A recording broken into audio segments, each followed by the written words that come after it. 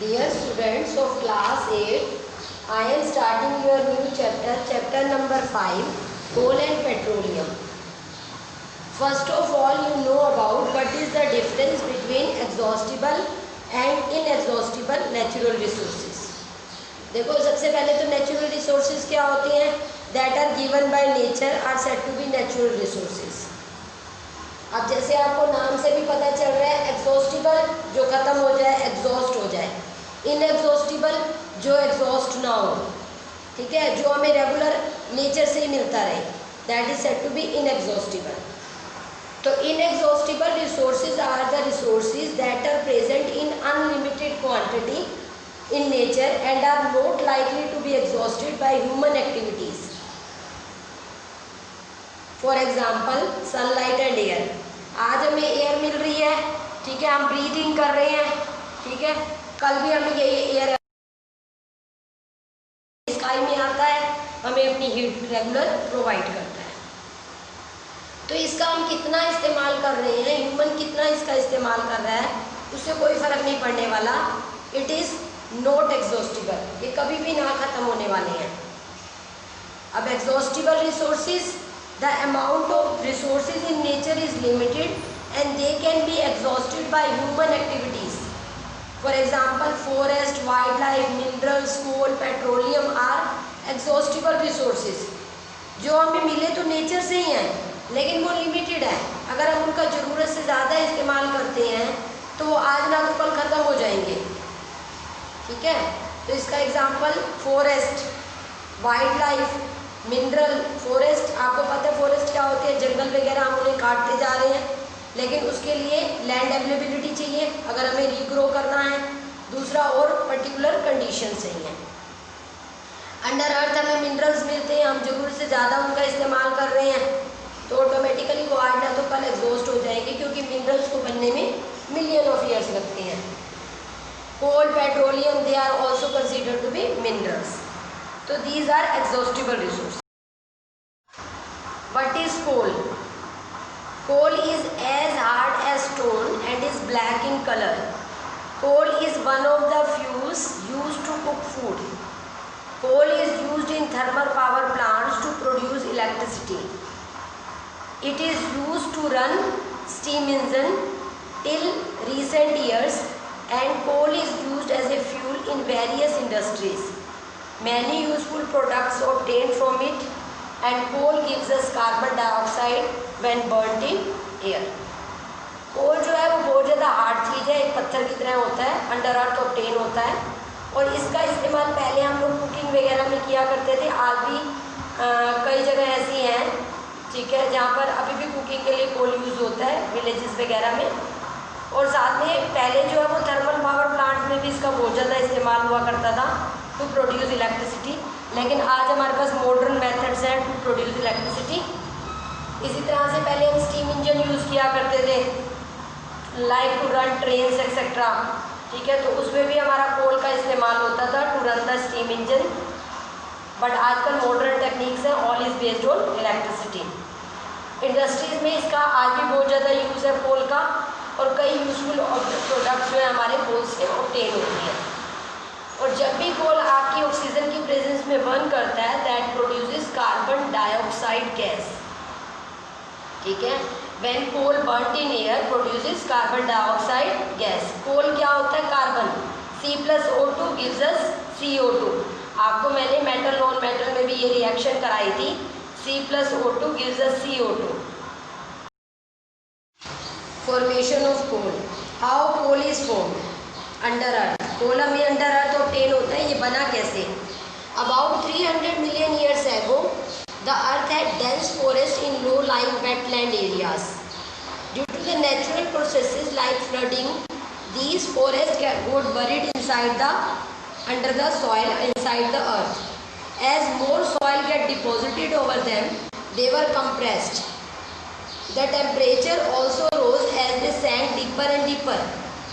Under high pressure and temperature, dead plants go slowly converted into coal. As coal contains mainly carbon, the slow process of conversion of dead vegetation into coal is called carbonization. Since it was formed from the remain of vegetation, coal is also called a fossil fuel. देखो कोल under अर्थ हम कहते हैं obtain होता है. कोल कैसे बना, हम ये लेके चलते हैं कि आज से 300 मिलियन ईयर्स एगो, 300 मिलियन ईयर्स एगो, सोचो कितने साल पहले की बात है, जब हमारे अर्थ के ऊपर बहुत ज़्यादा फॉरेस्ट थे, तो हम ये लेके चलते हैं कि कुछ ना कुछ ऐसा नेचुरल प्रोसेस हुआ होगा लाइक फ्लडिंग. ठीक है, बहुत ज़्यादा बारिश का आना और बहुत ज़्यादा फ्लड क्रिएट हो जाना.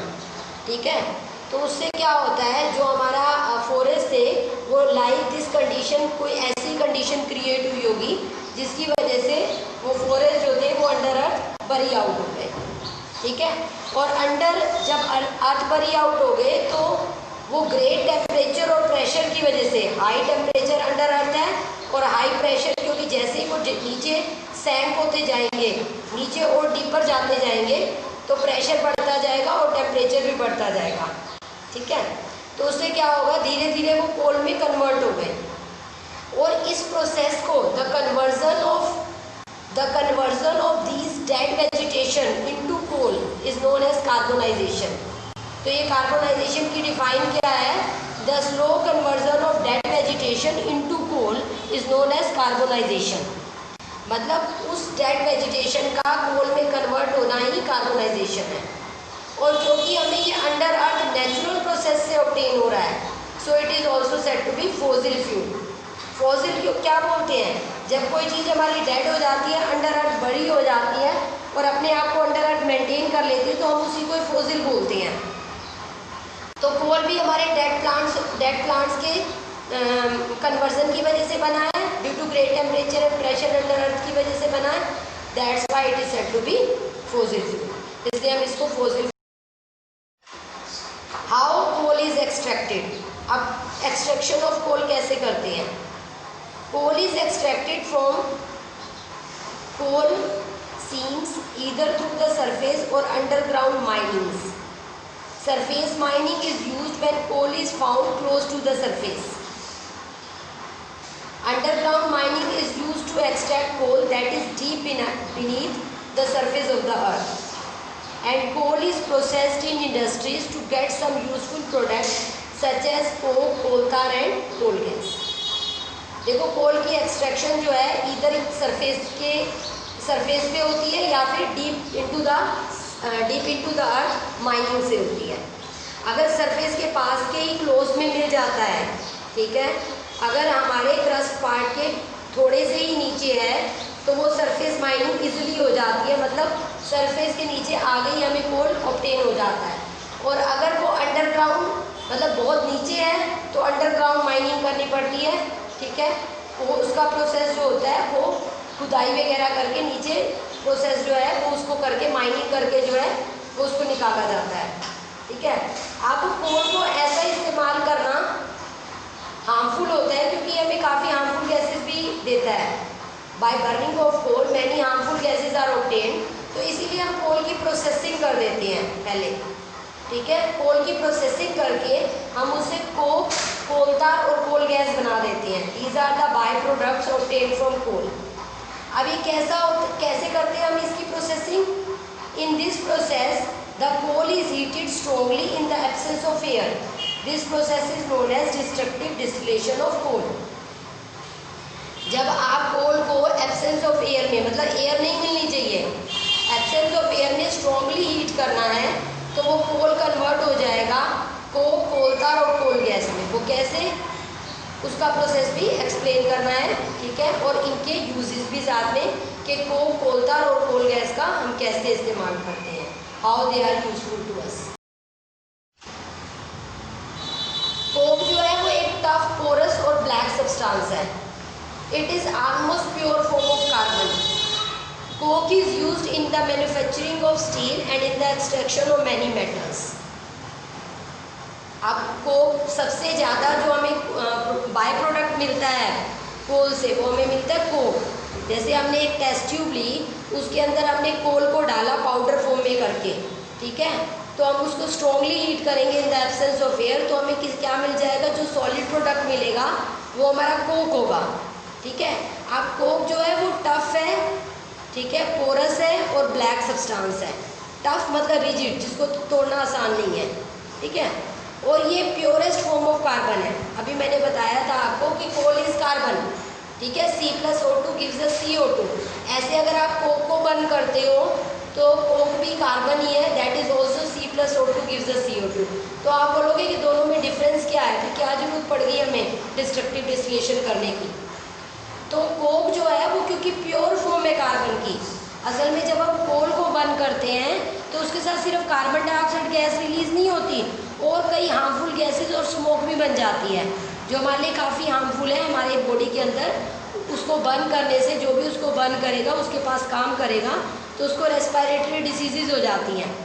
दूसरा, इससे जो स्मोक बनती है जब वो एयर का पार्ट बनती है तो एयर का पार्ट बनने से एयर में हार्मफुल गैसेस मिक्स हो जाती हैं जो हमारे लिए एयर पोल्यूशन का काम करती है और बाद में एसिड रेन देती हैं। तो इसीलिए अगर हमें अपनी एफिशिएंसी को भी बढ़ाना है, मतलब हम चाहते हैं कि हमें हीट भी ज़्यादा मिल जाए, किसी भी फ्यूल को बर्न करने का पर्पस क्या होता है, to produce heat and light, ताकि हम उससे काम ले सकें, ठीक है। कोल को भी बर्न करते हैं ताकि कुकिंग वगैरह हो जाए सके, स्टीम इंजन रन कर सके, ठीक है, और अदर पर्पसेस के लिए हो गया। तो कोक का इस्तेमाल भी हम इसी के लिए ही करते हैं, लेकिन कोक बेटर फॉर्म है कोल से, क्योंकि ये हमें कोई भी हार्मफुल गैस नहीं देता है और इसकी एफिशिएंसी उससे कहीं बेटर है, ठीक है। और कोक का इस्तेमाल करते हैं स्टील के मैन्युफैक्चरिंग में, और कई मेटल्स जो अंडर अर्थ निकालते हैं हम, जैसे मैंने आपको बताया था मेटल नॉन मेटल में कि अंडर अर्थ जो मेटल निकालते हैं उसका इस्तेमाल हम ऐसे नहीं करते, पहले उन मेटल्स को हमें प्यूरीफाई करना पड़ता है, तो उनकी प्यूरिफिकेशन में भी हमारा कोक इस्तेमाल होता है। Coal tar, next by product of coal is coal tar. अब it is a black thick liquid with unpleasant smell. It is a mixture of about 200 substances. अब ये जो ब्लैक थिक लिक्विड इससे बनता है उसकी स्मेल एक तो अनप्लेजेंट होती है, अच्छी नहीं लगती, और दूसरा ये एक सिंगल सब्सटेंस नहीं है, ये 200 सब्सटेंसेस का मिक्सचर है, ठीक है। अब इस कोल तार को अलग करके, ठीक है, इसमें से इनके बाय प्रोडक्ट्स को अलग किया जाता है, इसके प्रोडक्ट्स को अलग किया जाता है। जिन 200 सब्सटेंसेस का ये मिक्सचर है उसको सेपरेट किया जाता है और फिर इन सेपरेट सब्सटेंसेस को अलग अलग इंडस्ट्रीज़ में सेंड कर दिया जाता है, ठीक है। तो ये किस किस काम आता है, to make synthetic dyes, drugs, explosives, perfumes, plastic, paints, photographic materials, roofing materials. तो ये सारी चीज़ें इन 200 सब्सटेंसेस से जो अलग हुए बाय प्रोडक्ट्स हैं उनसे बनती हैं। Interestingly naphthalene balls, naphthalene balls क्या होती है, वाइट कलर की बॉल्स होती हैं।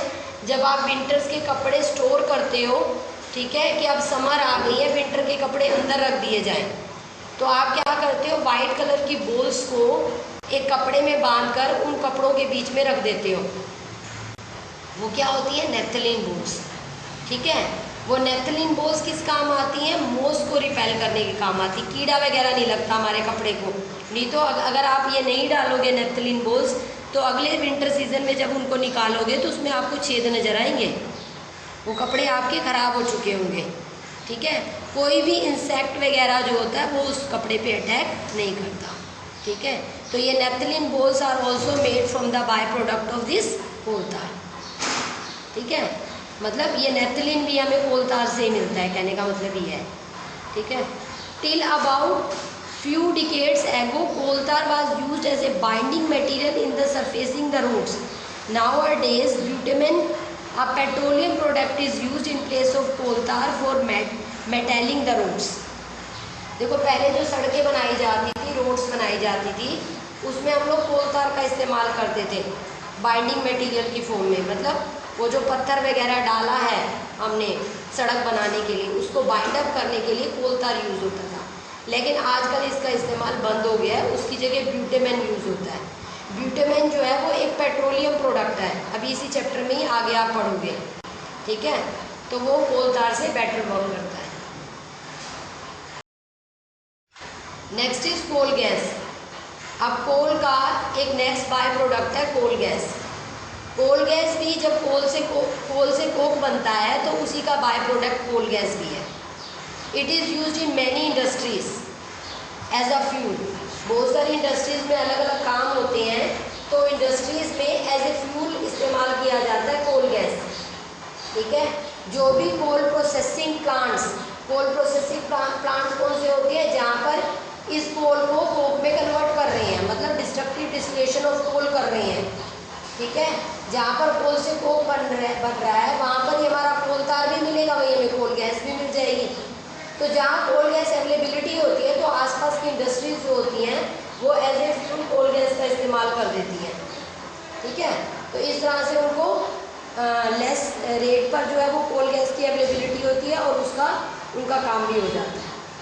अब other by products obtain from destructive distillation of coal is ammonia. अब अमोनिया भी एक अदर बाय प्रोडक्ट है जो डिस्ट्रक्टिव डिस्टिलेशन ऑफ कोल से ऑब्टेन होता है। इसका इस्तेमाल करते हैं टू मेक फर्टिलाइज़र्स। फर्टिलाइज़र्स क्या होते हैं, जो फार्मर अपने फार्म में डालते हैं ताकि उनकी वेजिटेशन अच्छी हो, उनकी क्रॉप प्रोडक्शन अच्छी हो। तो उसमें जो है हम लोग क्या यूज़ करते हैं, इन फर्टिलाइज़र्स का यूज़ करते हैं, like ammonium sulphate, ammonium super phosphate etcetera. तो अब देखो, आपको मैंने अभी बताया कि डिस्ट्रक्टिव डिस्टिलेशन ऑफ कोल का मतलब होता है heating coal in the absence of air at strong rate. ठीक है, बहुत स्ट्रॉन्गली हीट करना होता है और in the absence of air heat करना होता है। That is known as destructive distillation of coal. अब कोल जब आप ऐसे हीट करते हो तो उससे कोक बन जाता है और साथ में अदर बाय प्रोडक्ट्स क्या ऑब्टेन होते हैं, अभी बताया अदर बाय प्रोडक्ट्स कौन से ऑब्टेन होते हैं। एक तो आपका यूज़ होता है बनता है कोल तार, कोल गैस, अमोनिया। ठीक है, पहले मैंने कोक के यूजेस बताए थे, फिर कोल तार के यूजेस बताए थे, अब मैंने कोल गैस के यूजेस बताए हैं। और एक अदर बाय प्रोडक्ट जो बनता है वो है आपका अमोनिया, जिससे आपके फर्टिलाइजर बनते हैं। ठीक है, तो आपका ये जो कोल वाला पार्ट है इसके अब अदर क्या यूजेस है, what are the uses of coal. अब अगर मैं सिंपल कोल की बात करूँ, ठीक है, जिसको मैंने किसी प्रोसेसिंग में नहीं डाला है, तो उसके क्या यूजेस हो सकते हैं। To generate electricity worldwide, it is the largest source to as a fuel to be used to generate electricity worldwide. मतलब पूरे संसार में जो है वो ज़्यादा से ज़्यादा इलेक्ट्रिसिटी जो है हमारी कोल से प्रोड्यूस होती है। ठीक है, दूसरा इसका यूज़ है अदर डिफरेंट इंडस्ट्रीज़ में। ठीक है, for heat and power applications. ठीक है, हीट प्रोड्यूस करने के लिए अदर पर्पसेस के लिए coal is used in many different manufacturing industries. Coal is used to make steam for heating. अब अगर हमने किसी पर्पज़ के लिए कोल की हेल्प से वाटर को स्टीम में कन्वर्ट करना है, जैसे स्टीम इंजन कैसे चला करते थे, स्टीम की हेल्प से चला करते थे, तो वाटर से स्टीम बनती किसकी हेल्प से थी, कोल की हेल्प से बनती थी। ठीक है, कोल को बन करके वाटर को स्टीम में कन्वर्ट करके स्टीम इंजन चलाया जाता था। तो स्टीम जहाँ जहाँ यूज़ होती है वहाँ कोल का इस्तेमाल होता है। ठीक है, and it is also used as coke in steel making.